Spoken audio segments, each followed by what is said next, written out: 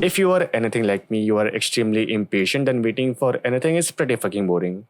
Waiting for a train every month for hours, you pretty much go insane. The train station employees kept getting a lot of complaints that your train is pretty shit, it is pretty terrible, why is it so slow? And the employees try everything they can to fix that, but nothing is working because there are some things that are out of your control. After trying a bunch of things, they change only one thing that has nothing to do with the trains, and changing that thing significantly reduced the complaints they were receiving. Do you have any idea what that is? They added an indicator at the station which says where the train is right now and how much time it will take for the train to reach here. Nothing else changes, the trains are still pretty trash, they are still pretty slow, but because people can see the progress in real time, they can see that the train was here, now it is going to be here, and in 10 minutes it is going to reach here. Because they can see the real time progress of the train, the way they perceive the speed of the train changed. They felt like the train was much faster than it really was. This is exactly what you need to do. Even if nothing changes in your life and you only start looking forward to the upcoming events in your life, you will feel like your life is much more interesting. Let me give you an example. There is this light novel series called Classroom of the Elite, which is basically like a bunch of storybooks. The series is about high school life of a normal school going kid, and there is nothing interesting about him. Like, he's a normal school going kid, he's pretty genius, but he doesn't have any superpowers or something. Despite this light novel series is one of the best selling light novel series of all time. Any idea why? The reason is because of an element called anticipation. If there is some interesting event going to happen in future, maybe a school trip or something, maybe a huge exam where someone gets kicked out of the school or something, the author will give hints of that thing a few books earlier than it happens. Even if that book has nothing else about the whole event, the author will still kind of foreshadow that thing that this thing is going to happen in future, and you can start looking forward to it. In your life, there might be some interesting events going to happen in future, and just thinking about the possibilities of that thing, it is going to make you feel like your life is pretty interesting. And now you might think, okay, but my life is pretty boring and I don't have something interesting to look forward to.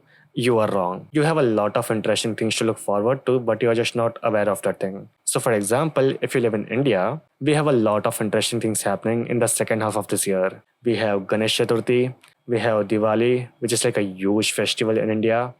We have Navratri, which is like a dancing festival. We have Christmas, we have New Year, and all these festivals are like huge festivals, which lasts for like a few weeks. Aside from festivals, if you are a student, you are going to have summer vacation very soon. After that, your new school year is going to start. Then you have some sports festival, then you have some cultural festivals where people dance and stuff. Then you have some trips, some picnics, then there is some Christmas vacation, Diwali vacation, a lot of things to look forward to. Keeping that aside, there is your personal life. Maybe your school life is ending and that is going to be like a huge plot twist in your life because you're going to start college and college is very different from school. Then there is your birthday.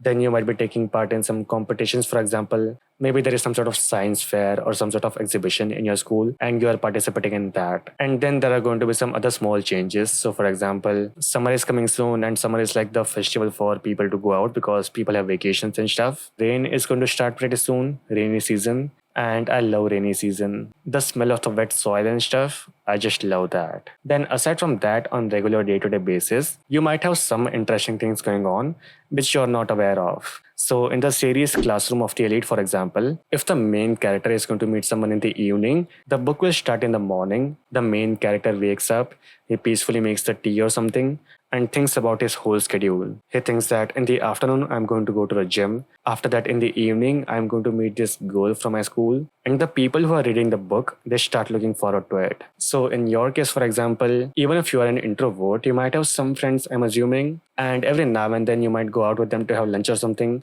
or maybe you meet face to face just for talking. Or if you have some old friend you have not spoken to for a long time, you can call that person, you can make some plans with them, and you can meet at some place to catch up with things.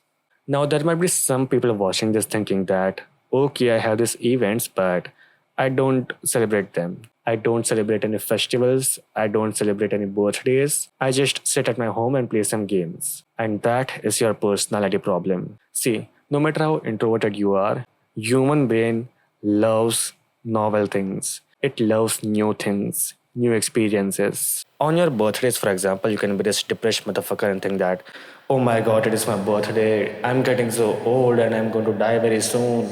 Or you can be optimistic and think that it is my birthday, it is going to be fucking amazing, and I'm going to have a lot of fun. Either way, the event does not change, but the way you pursue the event, it changes completely. These festivals you have, they are the perfect opportunity for you to experience new things, to meet new people. Even if you don't have any friends right now, you can enjoy these events by yourself and you can meet new people in these events. I have some friends who met the love of their life in these events. So making friends in these events, it is going to be a piece of cake for you. And even if you don't make any friends, it is still completely fine because you can enjoy by yourself. If you are at your home all the time hoping that there is going to be some interesting event going to happen automatically to you, you are in a pretty fucked up position. A lot of people watching this right now are pretty young and you are wasting a lot of these opportunities, a lot of these experiences while you are young. So in conclusion, start looking forward to the upcoming events of your life, both long-term events like a trip or a festival and short-term events like meeting some old friend or something.